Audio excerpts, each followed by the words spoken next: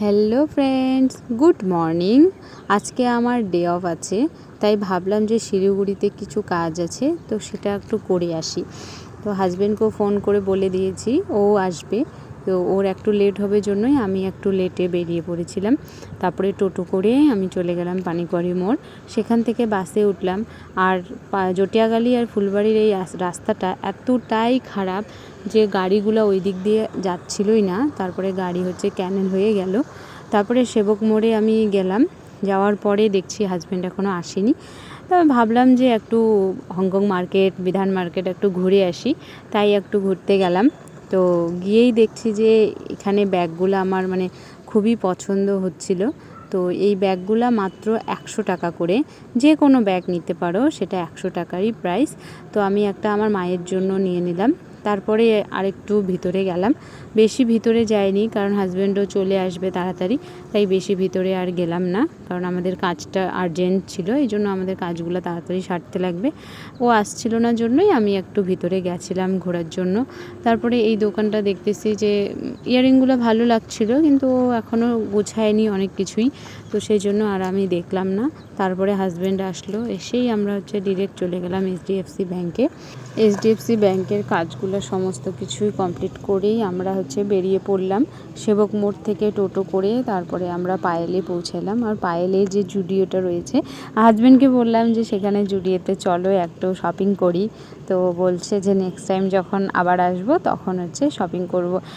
আগে যখন আমি শিলিগুড়িতে ভাড়া ছিলাম তখন অনেক সুবিধা ছিল, বাজার একদম পাশে ছিল। আর আমি যেখানে ভাড়া থাকতাম ওখান থেকে পায়েল আসতে মোটামুটি 10 মিনিট লাগতো, সেখান থেকে সেবক মোড় আসতে আরও 20 মিনিট। তো অনেকটা সুবিধা ছিল, মোটামুটি যাতায়াত ব্যবস্থা অনেক ভালো ছিল। আর এখন যেখানে আছি সেখানে তো যাতায়াত ব্যবস্থা অনেকটাই পুয়ার, তো এটা একটা খুব সমস্যা হয়। আগে সেই সুযোগ সুবিধাগুলো পেয়েছিলাম, কিন্তু এখন একটু কষ্ট করে চলতে হচ্ছে, তো সেটাতে একটু প্রবলেম হয়। তো তারপরে অনেক খোঁজাখুঁজির পরে আমাদের মিলল ইউনিয়ন ব্যাংক। তো আমরা প্রথমে পাচ্ছিলাম না, তারপরে আমরা 4th ফ্লোরে গেলাম। তো সেখানে গিয়ে ইউনিয়ন ব্যাংকের ম্যানেজারের সাথে কথা বললাম, বলেই আমরা বেরিয়ে পড়েছি। তো হাজব্যান্ড সকালে কাজে বেরিয়েছিল, তো ও সারা দিন না খেয়ে আছে, আর এখন বাজে মোটামুটি 3টা। তো ও না খেয়ে থাকলে তো শরীর খারাপ করবে, তাই ভাবলাম যে একটু খেতে যাই। আর ওকে বললাম ভাত খাওয়ার কথা, কিন্তু ও ভাত খাবে না, বলতেছে বাড়ি এসেই খাবে। তো কি আর করা যায়। তারপরে সেখানে খাওয়া দাওয়া কমপ্লিট করে চলে গেলাম আমরা আইডিএফসি ফার্স্ট ব্যাংকে। তো সেখানে আমরা গেছিলাম আমাদের যে স্কুটিটা রয়েছে তার লোনটা ক্লোজ করার জন্য, কিন্তু সেখান থেকে বলছে যে এখানে ওটা ক্লোজ করা হয় না। তারপরে ওখান থেকে আবার আমরা রিটার্ন চলে গেলাম সেই বিশাল সিনেমা হলটা যে রয়েছে সেটা পার করেই আইডিএফসি ফার্স্ট ব্যাংক, যেখান থেকে স্কুটি বা গাড়ির যেখান থেকে লোন হয় সেখানে। তারপরে সেখানটায় লোনটা ক্লোজ করেই আমরা চলে গেলাম প্রধান মোড়ে। তো সেখানে আমার হাজব্যান্ড স্কুটি রেখে তারপরে টোটোতে করে গেছিলো।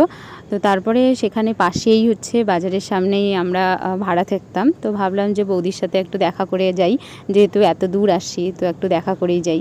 তারপরে আমরা আমাদের যে বিল্ডিংয়ে আমরা ছিলাম সেই বিল্ডিংয়ে গেলাম। এই যে সামনের এই বিল্ডিংটাতে আমরা ছিলাম, তো সেখানে একটু আমরা বৌদির সাথে দেখা করেই বেরিয়ে পড়লাম।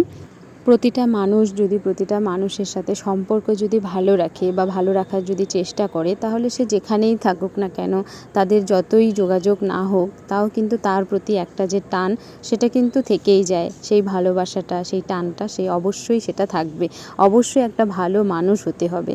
তো আমরা চলে আসলাম রুমে। তো এখন আমি ফ্রেশ হয়ে গেছি, এখন বাজে 4:30। আর হাজব্যান্ড তো সারাদিন ভাত খায়নি, এই জন্য অল্প ভাত বসিয়ে দিয়েছি। তো আজকের জন্য ভিডিওটা আমি এখানেই শেষ করছি। টাটা।